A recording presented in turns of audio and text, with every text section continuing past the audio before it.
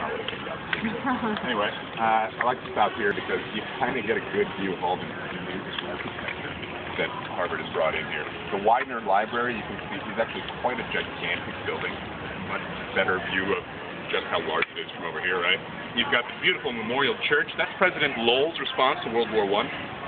All the soldiers are memorialized in there from their deaths in World War I. World War II, the Civil War coming before that. Charles Eliot is going to launch his memorial in the form of Memorial Hall back there. You can see the steeple for that sticking over that one back there. You can also see a great piece of architecture. That right there, Seaver Hall, blocked by the trees right here, but there are two really interesting round turrets with their medieval towers up there, right?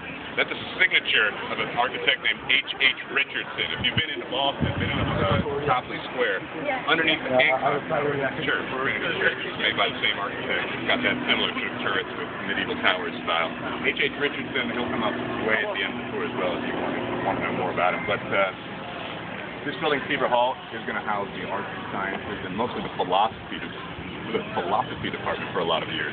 A guy named William James, who teaches out here, he's a very notable Harvardian philosopher around the end of the 1800s. He's got a great student that he loved in 1904. The problem is, she is not allowed in that building because women are not allowed in Harvard University classrooms until the 1940s. During the war. That's why we're going to let them in, because we have no resources, so we might as well. But Gertrude Stein is this woman's name. And Gertrude Stein is not allowed in that building, despite the fact that her favorite professor, William James, teaches out of there. And his favorite student, Gertrude Stein, will have to take classes from him over in Radcliffe. Now, it's a weird relationship. She is clearly teacher's pet. It should be okay, right? But she definitely takes advantage of that at least once or twice. It's been a terrible winter. His final is coming up. She's got all this pressure on her to do really, really well on her favorite professor's final, and it's been just an abysmal winter. The one beautiful spring day that comes along is the day of his final, and she's getting all kinds of invitations to go lawn bowling and to go out to the National Opera, all this stuff. She sits down, she looks at the test, it's one question. It says, what is the meaning of life? And she kind of rolls her eyes, looks out the window, and writes down, Dear Mr. James, I'm afraid I'm in no mood for one of your tests today. It's too nice today. Period. Hands the final in. Goes out, has a great day, lawn bowling, and goes to her opera.